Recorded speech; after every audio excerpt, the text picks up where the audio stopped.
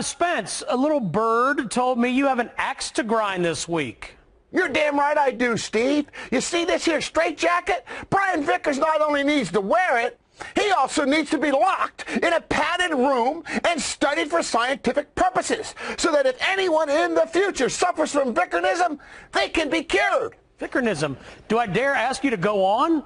Well, you have to start at the beginning, Steve. And by the beginning, I mean lap 28 of 500. This is when Brian showed the early signs of the never-before-heard-of condition that I named after him. Here, he overdrives into the corner and nails Regan Smith. Oh, but the symptoms keep getting worse, Steve. They just keep getting worse. Look at him. He drives in too deep again. And this time, he runs into Montoya, which, hey, it's sometimes understandable. But in this case, it's part of a bigger pattern. Now, Steve, it's becoming clear.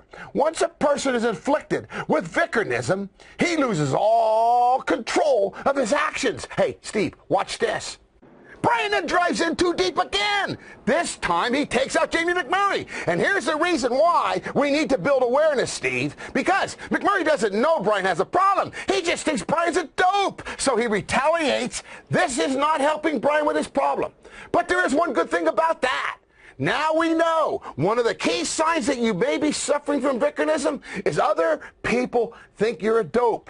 Eventually, more symptoms emerge after wrecking 3 times. Then you race too hard with a guy in a championship fight. This is over the edge, but you just keep beating on him until he gets sick of it. He doesn't know you have Vickernism, so you see even more people thinking you're a dope. And then finally, what's really scary, Steve? It's terrible. It's just so sad. No, it's too important. I have to get through this.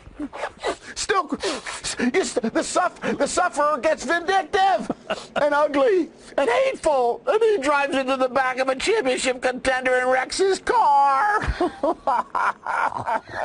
5 incidents in just one race, Steve. Isn't it awful? And it still gets worse. Then the inflicted one, Vickers, he starts saying stupid things, like this quote in Monday's article on SceneDaily.com.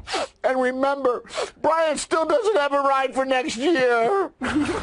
What most owners are going to look at is we took a torn-up race car and drove all the way to 7th before I was wrecked by Matt Kenseth, which is more impressive than anything.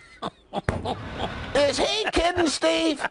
He's saying I had 5 incidents in one race, finished 30th, and for that, you should hire me. You know what? Here's a quote from Jimmy Johnson in the same article. And remember, Johnson had a good-sized lead before Vickers brought out the last caution.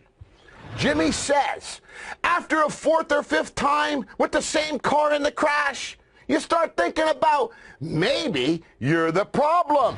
So you see, Steve, once someone has Vickernism, a lot of people suffer. Matt Kenseth got wrecked. Jimmy Johnson lost the race. Hey, because of the caution Brian brought out. And remember this, Brad Keselowski got wrecked on the final restart, all because of Vickernism. Hey, there's never just one victim, Steve. We all want to help Mr. E. What else can we do? I'll tell you exactly what we can do, Burns. We give Brian Vickers his brand new putter award. Because if there's one thing I know, he sure ain't no driver. Let me tell you something. I raced against Matt Kenseth. He's one of the cleanest drivers out there. He's not going to spin someone out unless that guy really has it coming. Anything else on your consciousness agenda this week, Spence? Well, Steve, there was a